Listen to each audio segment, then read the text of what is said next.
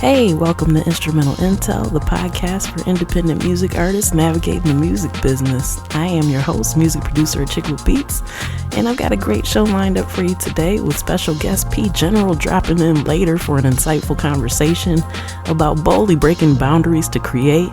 But before that, I've got beats produced by me and current music industry news. So before we get started, as always, I definitely have to give a shout out to my home station, Grander Radio out of Grand Rapids, Michigan. And without any further ado, let's go.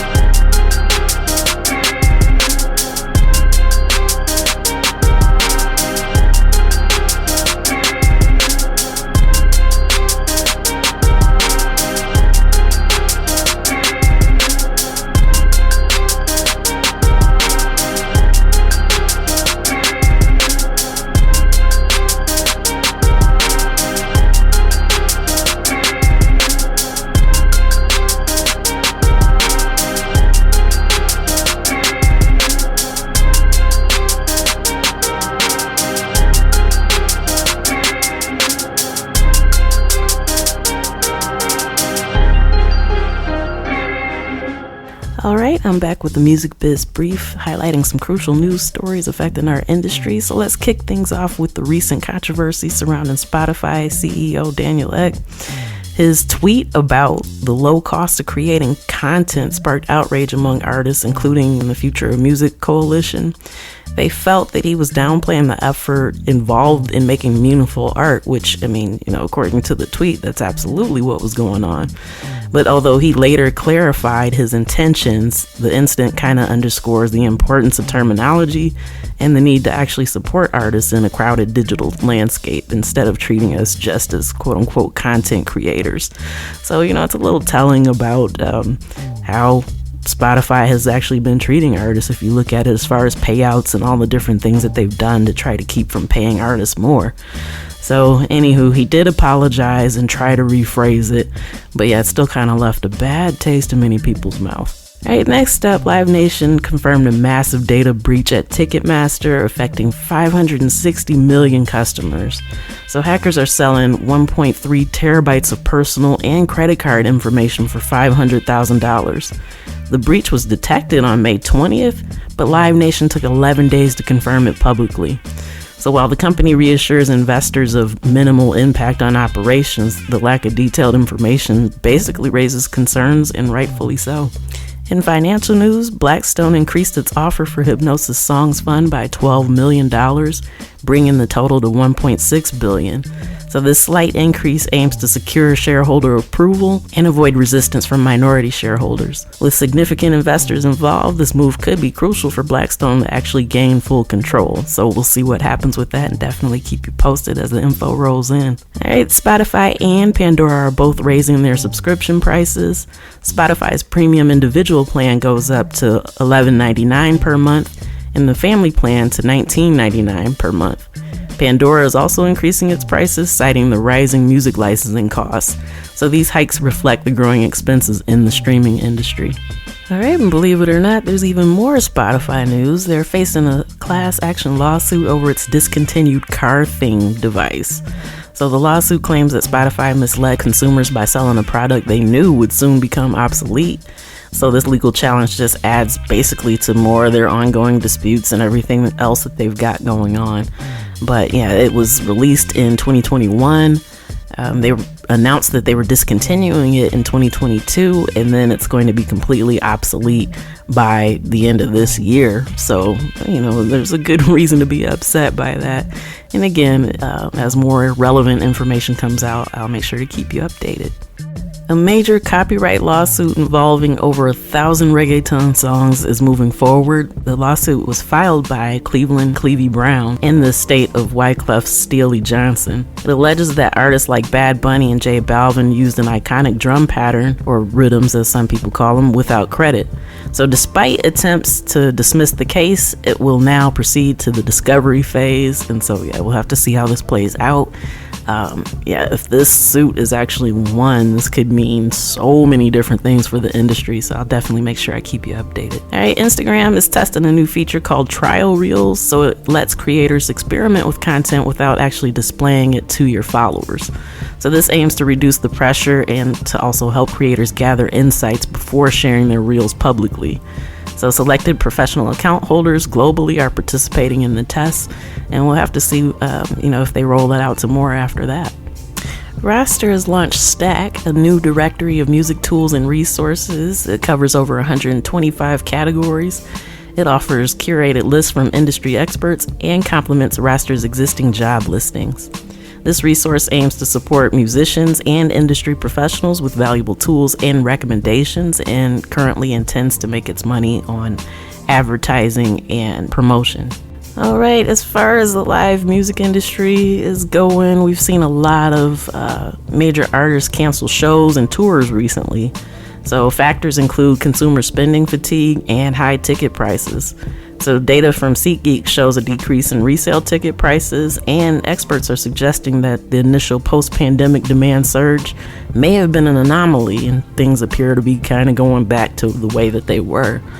So economic conditions and an oversaturated market are definitely contributing factors to the decline in attendance. So just something to kind of be aware of as you're planning either for your own entertainment or when you're setting up stuff for live shows. So yeah, it seems like now would be a good time that people might start getting a little more interested in attending smaller venues, the ones that are still open and also not closing and canceling things. But yeah, the ticket prices for independent artists might seem a lot more appealing after seeing these soaring prices and everything that's been going on with the ticketing business lately anyway. All right, lastly, the U.S. Appeals Court has set an accelerated schedule to hear TikTok's challenge against the divestor ban law. So since ByteDance must sell TikTok or face a ban by January 2025, TikTok is arguing that this violates the First Amendment and it could harm U.S. businesses, while lawmakers cite national security concerns. So the fact that this is being fast-tracked, it should be interesting to see how this plays out. I would not be surprised if TikTok or ByteDance actually emerge from this victorious. But again, that's just a prediction. We got to wait and see what actually happens. All right, and that's all for today's Music Biz Brief. Stick around. I've got P.General coming to join me after a quick pause for the cause. Stay tuned.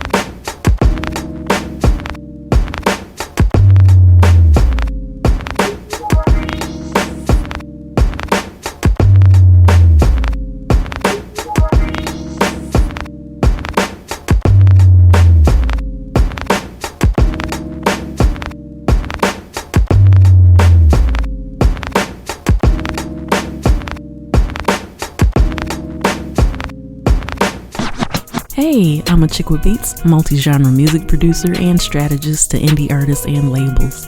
Visit Achickwitbeatz.com for resources for artists and instrumentals in various genres available for songs, vlogs, blogs, podcasts, themes, TV, film, commercials, and more.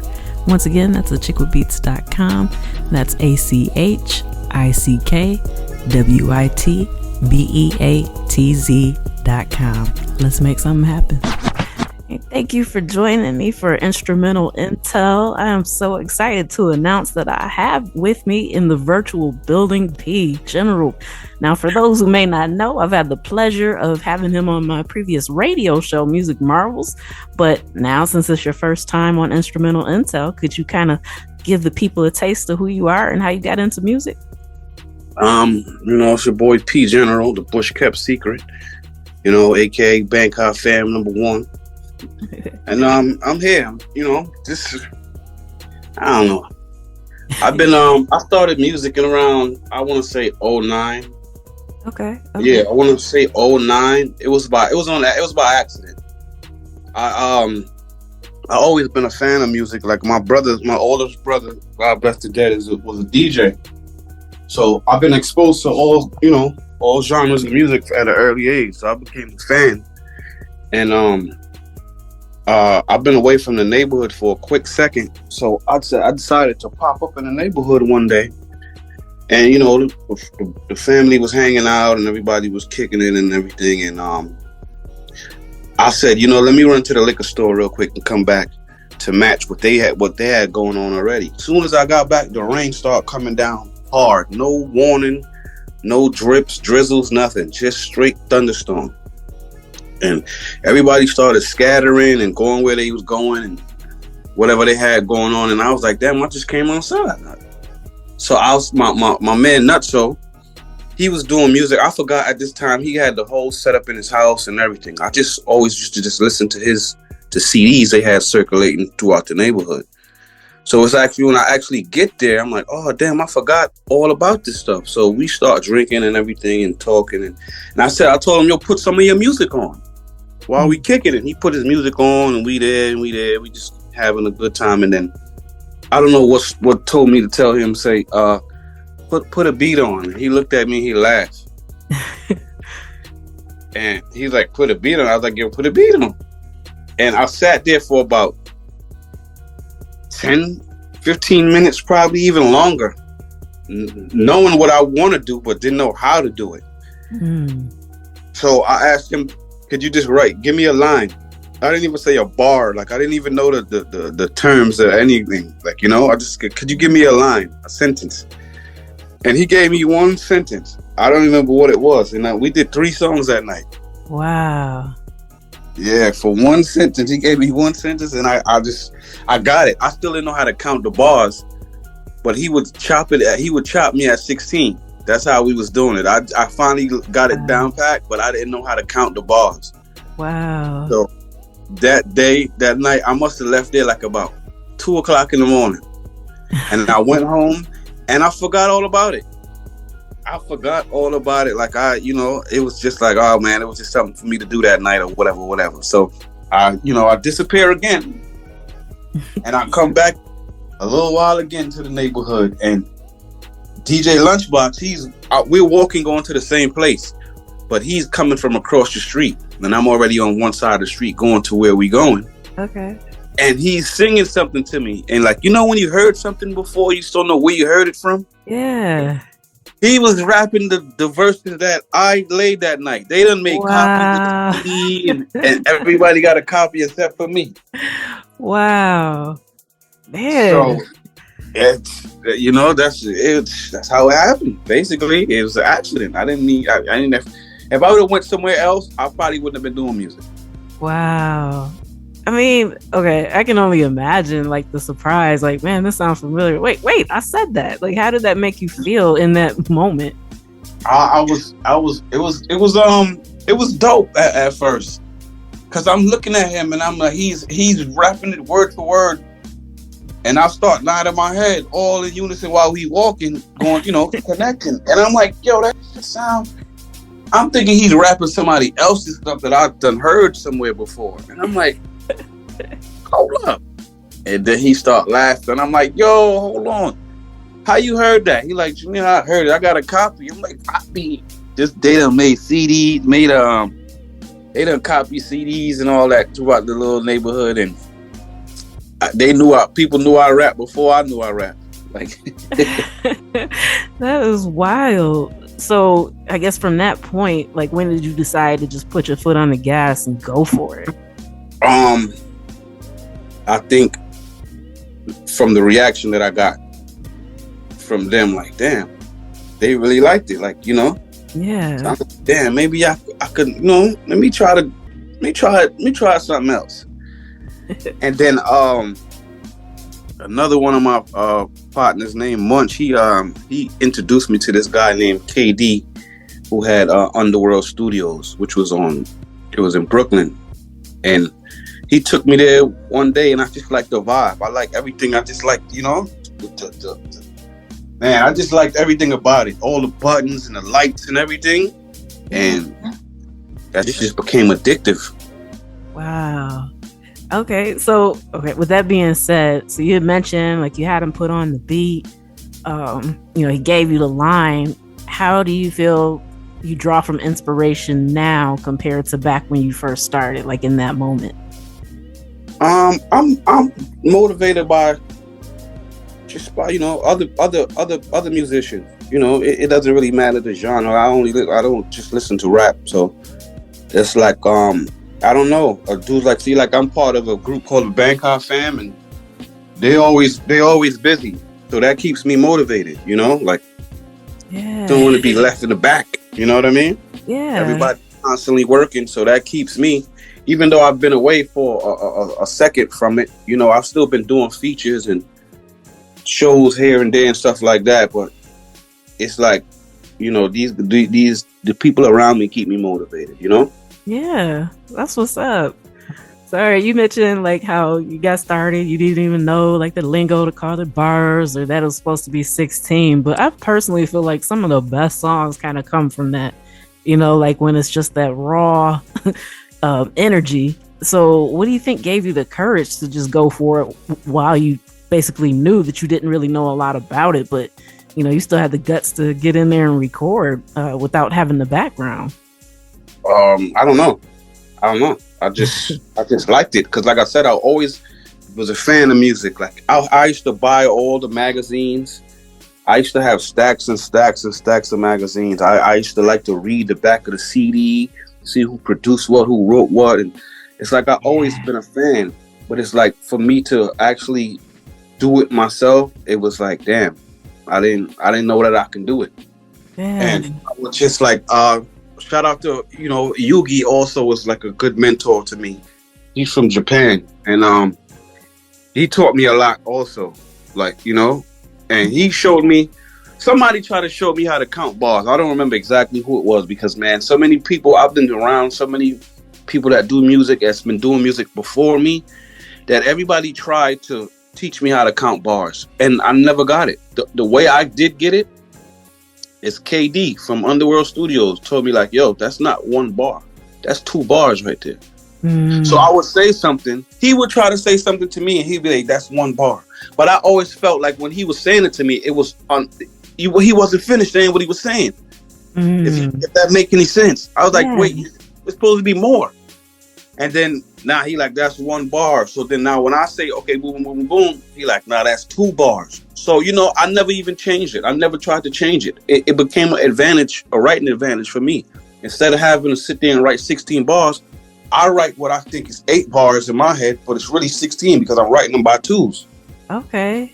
You know, that makes sense. It makes a lot of sense because I get what you mean, because it kind of depends on your flow and how you counting it. And I think that a lot of times in your head, the way you envision it is what makes it snap. So like, it would be a lot different if you did know how to count it and you wrote it specifically for that way, but you might get a better result by just doing it the way you hear it in your head. I think that's really dope. Yeah, it is, and when it's you know, when you look at it, it's less writing on my part. Yeah. So what would be what I would what would be 16 to you it would be 8 for me the way I write it. Wow. Okay, so with this in mind, do you try to apply any techniques, or do you just do it the way you hear it in your mind, like when you're doing the whole songwriting process and writing your lyrics? No, I'm used to it now. The way that I didn't, obviously I didn't learn the traditional way to count the bars, but it became more comfortable for me. So I never even tried to adjust it. I just write that way now. That's the way I write. Yeah, that's what's up. So do you have any advice to offer anybody who might be kind of struggling, thinking that they need to fit the mold? Because what's that one quote, like, learn the rules like a pro so you can break them like an artist. And I think to just already get to that part to where you can break rules is kind of where that magic happens. So what advice do you have for somebody that might be struggling with that, too busy like worrying about what traditional structure is instead of just letting the creativity flow? Yeah, that's basically what you just said. You just gotta let your creativity flow. Like you're not gonna know everything right away, but you just gotta do what works for you. I don't say to totally break the rules and don't follow tradition in a sense that way the song structure will come out totally different if you don't. But I feel like if you just keep working at it. Everything doesn't work for everybody. So it's like what may work for me may not work for you. So you just got to find where you're comfortable at and just stick to it. Yeah. That's it. I don't really, stick to it. If you may not learn like 9 + 1 is 10, 5 + 5 is 10. It's more way 8 + 2 is 10. It's more ways than one to do it. It's not necessarily the wrong way. It's just, it's different. Yeah. It's more than one way to get to where you're trying to get. You don't have to follow or, be frustrated if you don't get it this way. Because, you just got to do what works for you. Work at it and practice at it and you will figure it out. Either it would work for you or it won't. Yeah. Just got to be, have the courage to try it because you won't know until you do. Yeah. Yeah. And, being different is nothing wrong with being different. There's really nothing wrong with being different. So people think you have to do the music 16 8-ball hook, 16 8-ball hook. You don't have to do that. You could just make the song how you want to make the song. Yeah. You can put the hook where you want to put it. It's your song. You could do what you want to do. You know what I mean? Exactly. While we were talking about this, it kind of makes me think of Winter Wars and how Capadonna, like I don't even know how many bars that was, but like sometimes they cut the hook short. So yeah, it wasn't like your traditional structure. It was just all this lyricism kind of jam-packed into the entire song. And for me, I think that's one of the things that actually made it stick out, compared to like some of the other songs that were out around that time, because my brain, like how you listen, your brain kind of gets used to certain things going in certain places. So, that little shock to your system, it kind of jolts you into listening a little bit more. So yes. And if you're doing something right, then there you have it. You just got a fan by doing stuff your way. Yeah, I feel you on that, because I think that that's a lot of the complaints that we hear from, let's say, I want to say maybe the seasoned hip hop crowd. A lot of times they say, it's today it sucks.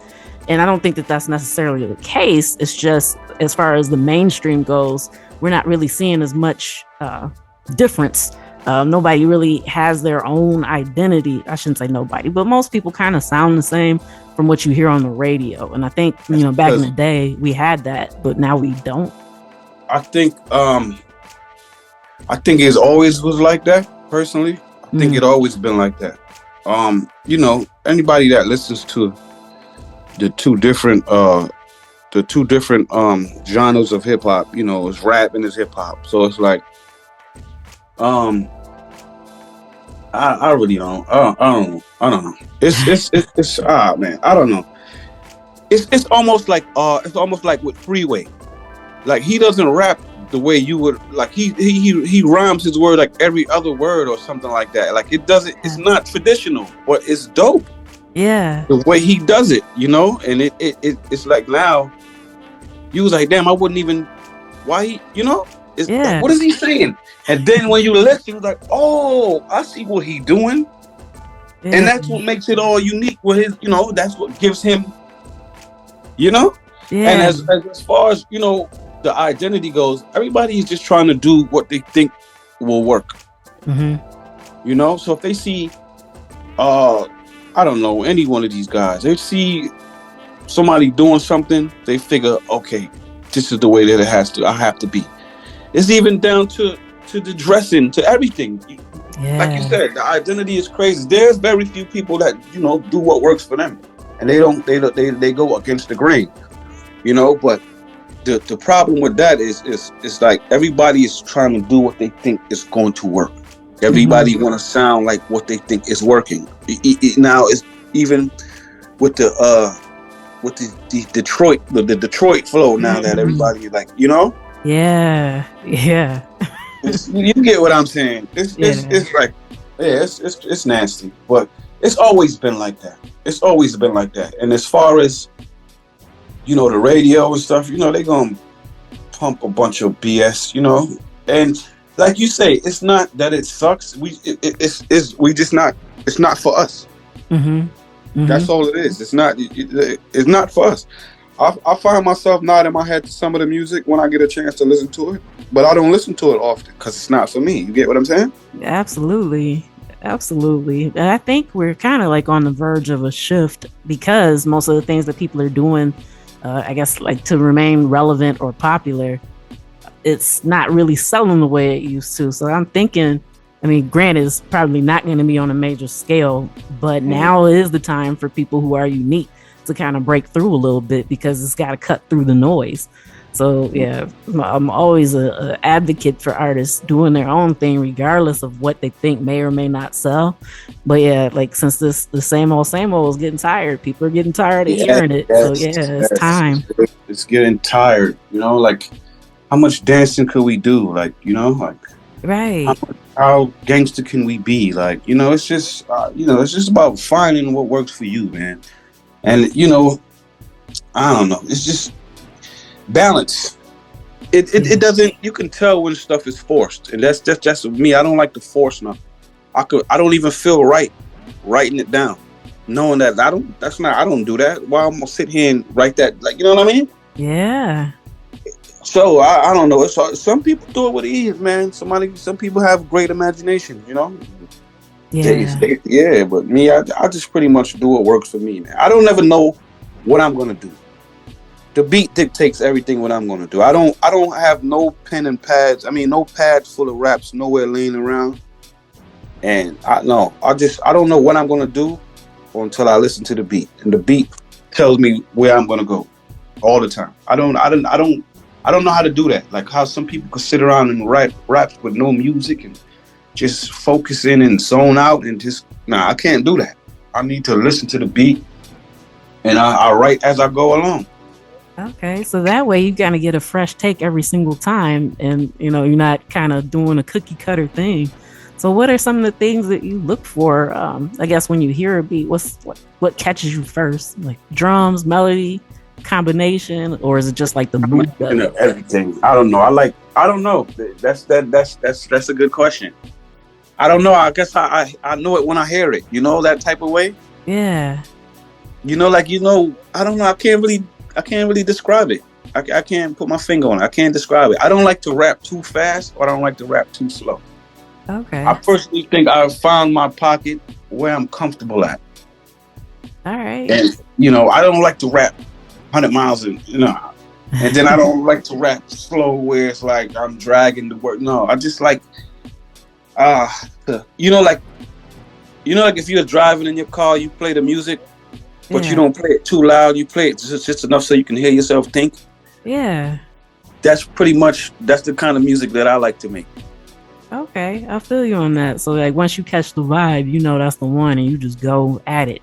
Like, and right then I'll be like, yo, this one, I want this one. If it depends, like if I'm sitting down listening to sitting down with the person right then and there, he going through beats or they going through beats, I'll be like, okay, yeah, I like that. What you doing with that? Somebody that belongs to somebody right there? And if not, then I'll be like, yeah, email me that. it's just you hear it. I don't know. I like melodic, just laid back. Yeah. Hear yourself think beats, like, you know, it's not loud, it's not low, it's perfect, you know? Yeah, I feel you on that. So, all right, you already talked about like being in the neighborhood, being exposed to like your brother DJing and all that. How do you think actually being from New York has, I guess, had an influence or impact on your artistry as a whole? I don't know. It's just being from here. It's not just because, you know, music started here, nothing like that. New York is just a different place, and I couldn't explain it. You'd have to be here to see it for yourself, to experience it. You can't just come and go. You have to be here for a minute, and you'll understand. It's just like any other place. Every other place has their own unique thing about them, that what makes them them. Yeah. Yeah, it's just, you know, yeah, I listen to just the kind of music that I make is what I listen to coming up for the most part. Mm-hmm. Okay. So I just take everything that goes on around me. I don't, like I said, these are the things that you hear in my music. Is if I didn't do it, somebody standing right next to me did it. I seen it, I heard it, I was right there. It's not like I'm making these things up. I use a little bit of nonfiction to paint certain pictures,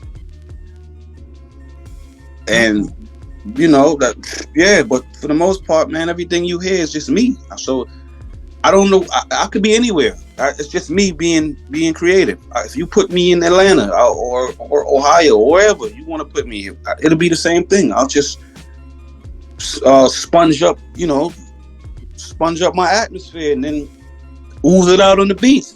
Oh wow. You know? I love it. That's a quotable right there. Because I gotta feel you on that. So I feel like a lot of times for me, if I travel, you know, I'm from Kalamazoo, born and raised, I'm a native. But when I travel other places, just like you said, it's kind of like a sponge, and I feel like it kind of gets added on to the tapestry of like the foundation. So my first time in New York outside of LaGuardia was in 2022. And I spent a week with my cousin San Solo in Bushwick. And, you know, just within that time frame, like that energy and everything, like I felt tremendously influenced, you know, in that moment while I'm there. You know, we creating, you know, making music and that sort of thing. But like, yeah, it's just something to be in different places and kind of soak up the vibes. And so, yeah, I was curious about what it was like being from there, you know, kind of having all that energy at your fingertips at all times. Like, yeah, I mean, that's because you're from not here. That's because you're not from here. That's why you feel that way. Okay. I'm sure.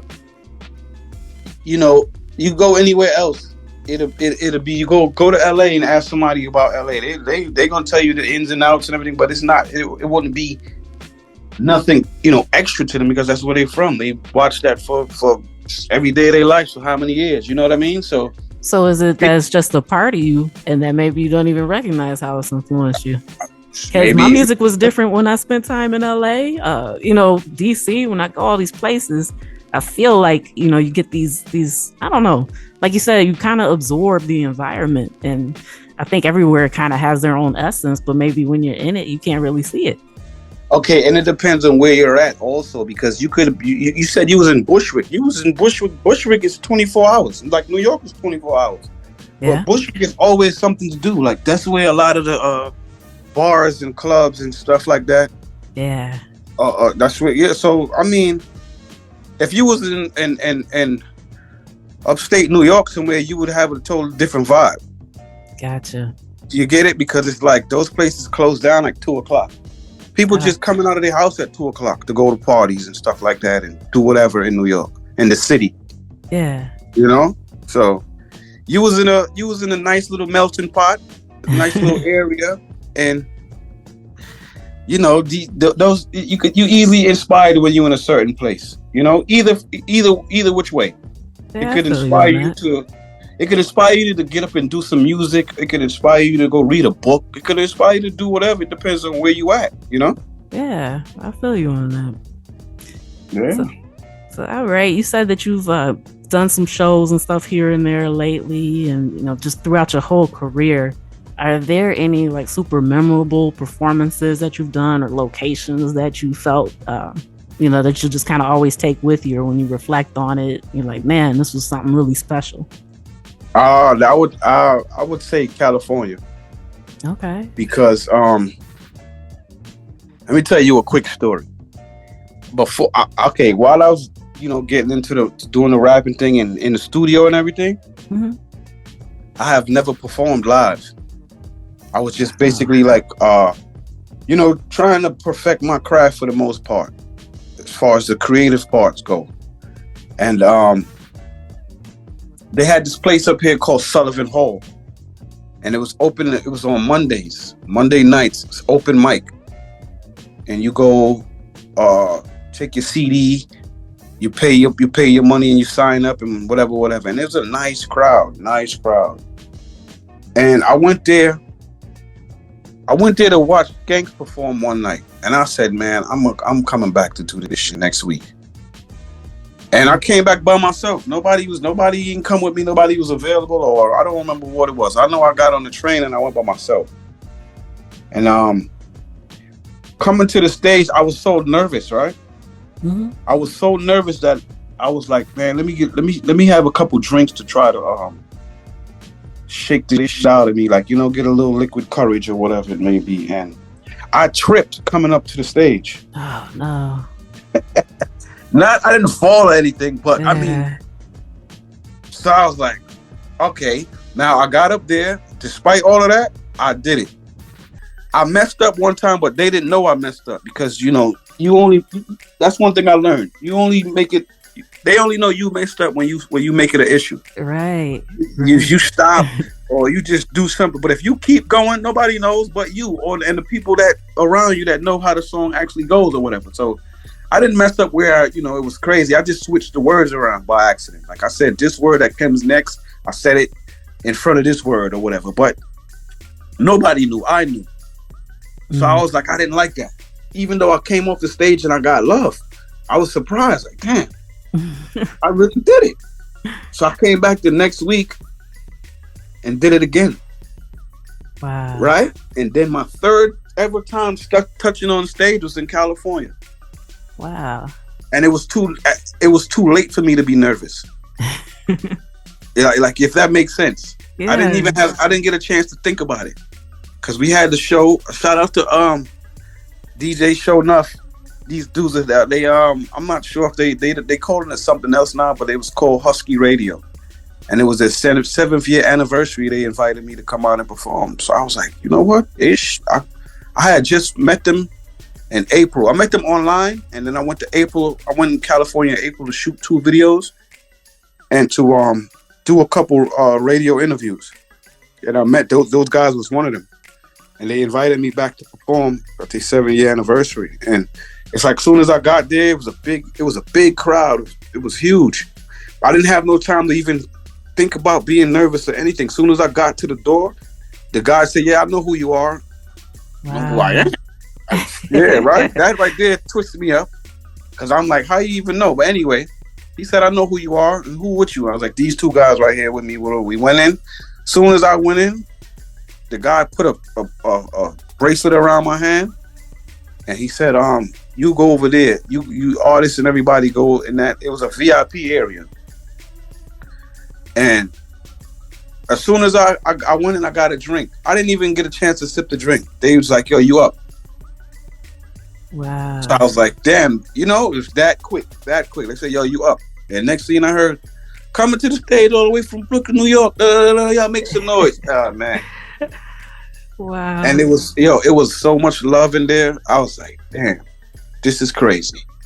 I got off the stage. I felt like if I was huge, like I had some CDs on my first CD. I said, let me just give them away to the crowd. Oh man, it was crazy. Wow. It was crazy. You know how you see a big artist and everybody just trying to get at them and get next to them, and it was like that. I was like, damn, that's crazy. That was a show that I said, okay, I could do this. Oh wow, man, that's what's up. What an excellent story. I gave the guy a CD, right? I gave the guy a CD, and he's like, "Nah, I got one already." I gave it to my mom's. I was like, "What? Whoa, Look, that's what's up. His mom was in the club. That's what's up. His mother was in the club." I said, "Oh man, shout out to Tabesco.